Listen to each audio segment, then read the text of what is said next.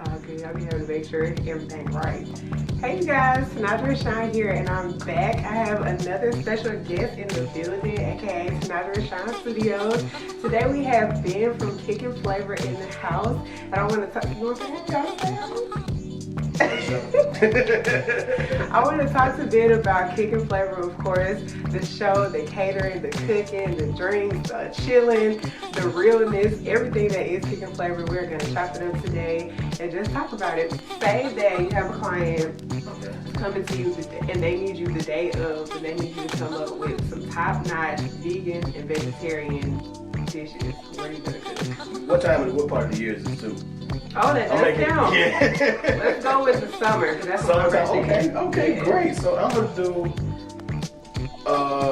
for the first dish, I'm gonna do some type of vegetable salad. This summertime, I'm gonna do something with like a summer salad with like a mandarins, strawberries, some type of peanuts in it, and make just a vinaigrette, probably like a raspberry vinaigrette. Okay. Dressing in with it. For the course, I would probably do some type of roasted eggplant. That's still summertime. I would make a potato, but I make it out of cauliflower and get that going. And then some type of green vegetable. I don't know, maybe asparagus. Dessert, I would probably make.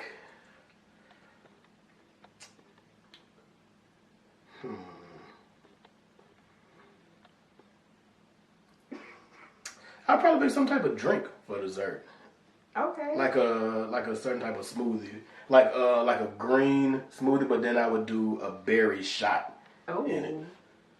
That's very interesting that you say that, because I just got back on my smoothies like this week. Yeah. Yes, I just racked up on all my fruits and veggies for all my smoothies. So cool. Okay, so was that the vegan one or the vegetarian one? That would have been. So if it, I would think I had to make it for that. I'd do that for the. I guess that was vegetarian. I'd probably do that if somebody just came to me on the spot for a vegan or vegetarian, just because I knew it was safe and all those. Yeah. All the food was readily available and in season. Good. Okay. Yeah. So let's say your second client coming up, they live in Alaska, where it's pretty much cold all the time. Mm-hmm. They're having a brunch party, and they want a plethora of meats. What are you going to cook?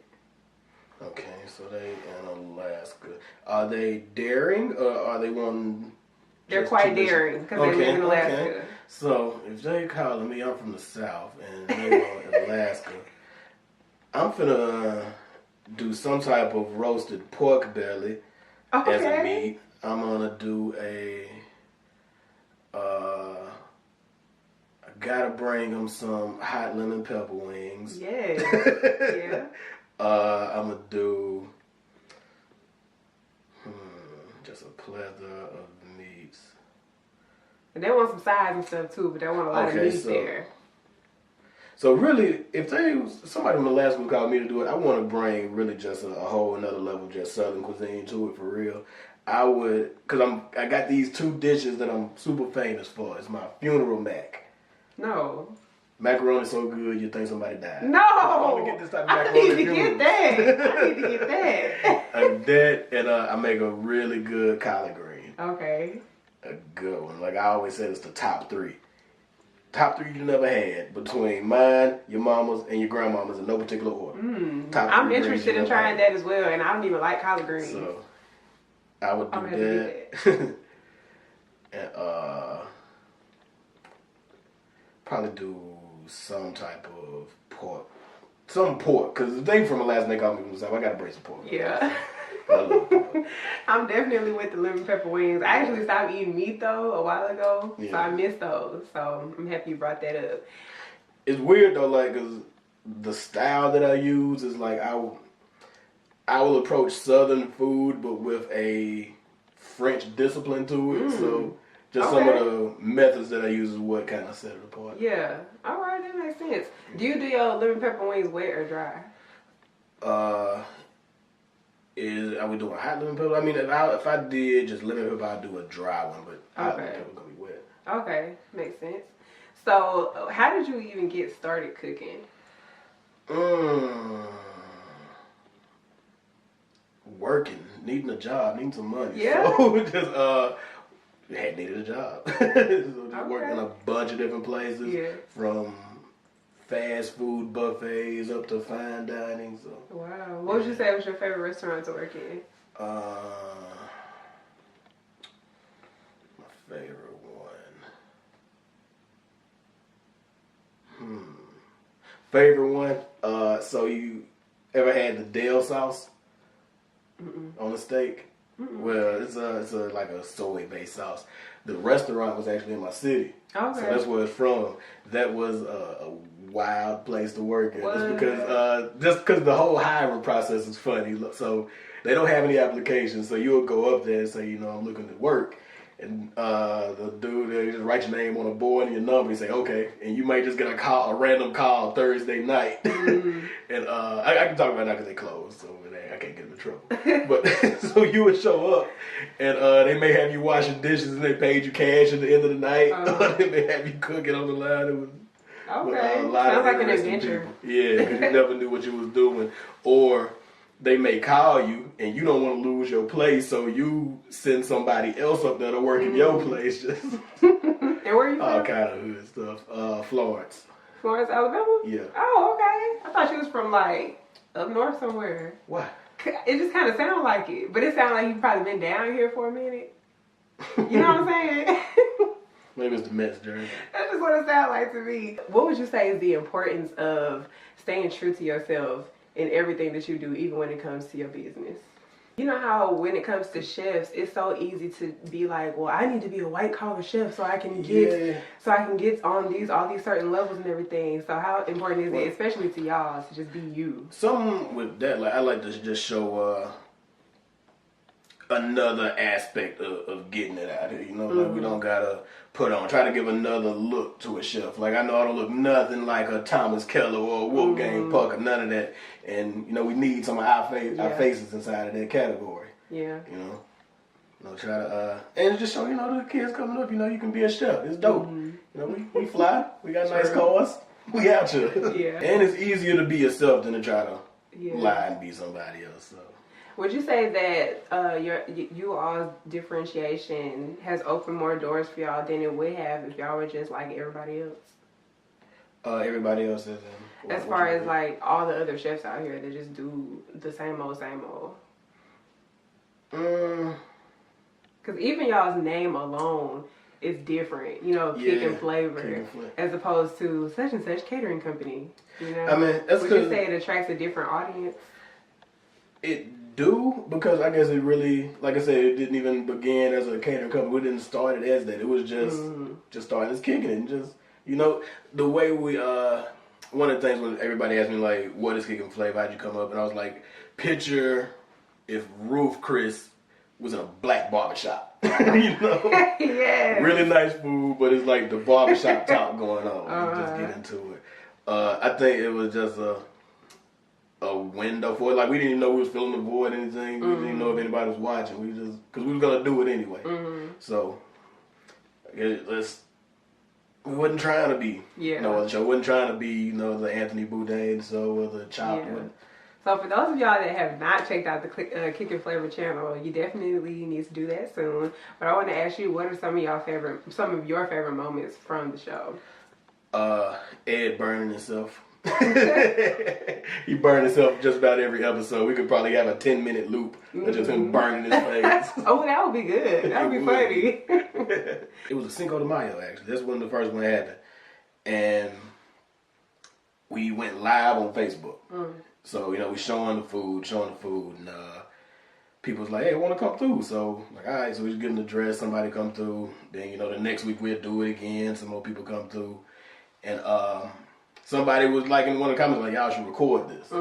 So, my fiance, she records this, she got all the camera equipment. So, one day she just set up the camera. And, who was I think that's when T. Large came through to hang a TV. Like, none of that was planned. None of that was planned at all. Like that's one of the beauties of Kickin Flavor. A lot of it's never planned; it just kind of happened. And she got it. She put it together, and we put it out, and we just kept doing it every week because we was already doing it anyway. Yeah. So it wasn't nothing that felt strange or anything. Like Kickin Flavor was happening a year before the first episode. Oh, wow. So we were doing it like a whole year before we started recording it. And I was wondering, I was looking at the videos like, how did I never know about this? Because all the people that I know, well, not all of them, but a lot of people that were in the videos, I knew. And I had kicked it with before.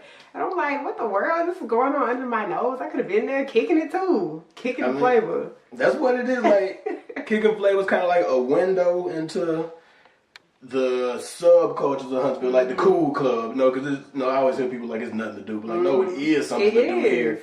You just don't know the crowd, so we just kind of give you a window into the crowd. When the Complex, what was his name, Julian? Yeah. The guy from Complex came through. What were some gems that he probably gave to y'all or dropped on y'all that y'all were able to use along the way in business? It's kind of like what you said, like just being true to yourself. If there isn't a lane, create it. One of the things we do when we bring on guests, though, like, because a lot of times we'll bring a guest like a Julie, people in the business kind of know who he is, or we're having to do a small segment about who you are, but then we kind of take them out of that element because anywhere can just do an in-depth interview to it. We just want to chill. Let's get your perspective on just regular stuff. So. I did notice that. I like the way, I don't know how often y'all did it, but I saw that Devin Keith, yeah. He was in the kitchen with you. Who else was in the kitchen? It was dope he came through. They did not want him to come through. Because this was when he was running on his campaign. Our show was kind of taboo. So. And what he said on there, he really kept it real, though, that age doesn't matter. Yeah. When it comes to certain things, it's your wisdom that counts. And I agree with that 100%. Because there's a lot of people, young people in the world coming up doing great things. You can look out on the internet now. There's millionaires that have came up off of Bitcoin. Younger than me. I'm 25. Younger than me out there balling off of Bitcoin. So if they can do it, it can definitely be done. And I feel like the entrepreneurial spirit, it can fall on anybody, but it just, it's the work ethic that counts and being teachable, So who are some chefs that you look up to?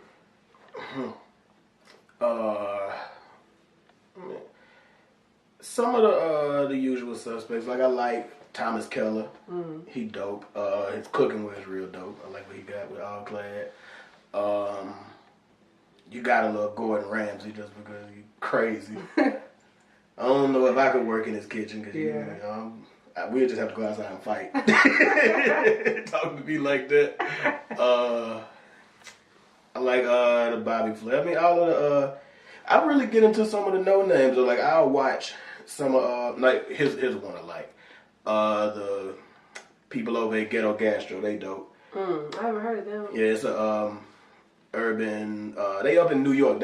It's almost like what we do, but they it's hard to find their stuff. But they did some stuff with Rachel Ray before. Oh wow! And they do a bunch of celebrity parties. So cool. Some dope I believe the shows. name that I'm thinking about.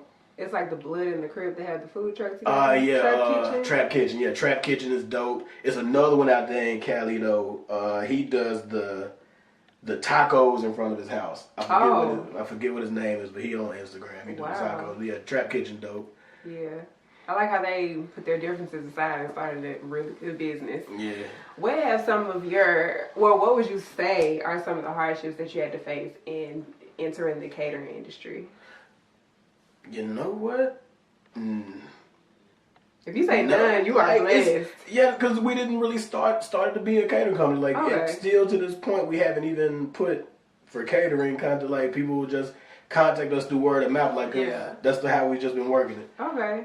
So. That's what's up. Because I've seen y'all at multiple things. So I definitely figured you were a catering company, Yeah, that'd be the crazy part. Because it just happened because a lot of people want our food from watching the show. And they can't make it to an event, so they just book us for it. We've done private parties, birthday celebrations, like dinners. Like, I'll come to your house and cook a full 3-course dinner for you. What? So, yeah, it's been nice. Like, and hadn't had any struggles with it. So people started getting mad at us because we couldn't invite everybody over. So we started doing the dinner parties. And, they would sell out in like 2-3 days every time we do them. And then still people like, you know what, we still want the food. So we didn't even advertise that we was catering anything. Somebody just hit us up like a wedding party or something like that, or a baby shower. It was a baby shower. Okay. It was the first one. So we're like, okay, we put the pictures up. People like, oh, so y'all do catering? We're like, not really, but and it not really turned into, yeah, we do catering. So what was the thing that came along and made y'all say, okay, well, we can really monetize this and turn it into a business? What happened? Just the entrepreneurial spirit of us. Like, the thing with me, Nelson, and my fiance who filmed us, we all came from the music side. Like, we was rappers. So that's how we all met. Okay. So from just doing that with the slow motion sounds and doing all the tours and everything, so it was like, okay, we know how to monetize something from nothing. Yeah. So that's where that part came from. Okay. So let the people know where they can find you and how they can find out what's going on with Kickin Flavor. So best way is on Facebook, Kickin Flavor, Instagram, Kickin Flavor Show, and that's Kickin, Kickin Flavor. Inquiries on booking us, of course, can be through any of those platforms or the website, kickinflavor.com. We got both domains, Kickin and Kicking, so they'll both get you to Smart. us. Yeah, I think we got both domains on everything, just to make sure. Cause, somebody want to spell it the right way, we still got that. So they can type in Kickin Flavor and y'all still come up? Still Oh, that's really smart. Okay. Yeah, so, because I'm not active on my page, I'm more active on the Kickin Flavor page. So cool. Look us up, watch our vids, comment. We got events coming up this 2018, so subscribe and watch. If you want to come to it, get your tickets when we say get your tickets, because when they sold out, don't be calling us, texting us, because it ain't nothing we can do. The ticket's gone. That is true. I'm an example, because I wanted to come to something before and I waited too long and it was over for me. But we're getting some products for sale and we're going to need y'all to help support us on that. We got merch that's dropping. The merch is actually on the website. Definitely. Go to Kickin Flavor, hit the shop, get some t-shirts. Cool. And we got some food products coming on the way. Yes, that's so good. I'm happy to hear that. Got support. And we're trying to get it all together this year to get more, to get more of bring more people into the experience, to the Kickin Flavor experience. Yes, I'm down with that. Well, you guys, that brings us to the end of this session. We're kicking in here with Chef Ben from Kickin Flavor. As always, feel free to like, comment, subscribe. Make sure you head over to his page. Check out the content because it is really, really good. Like, I'm not even lying. But you know that you could have been anywhere, but you're here with us, and we really appreciate that.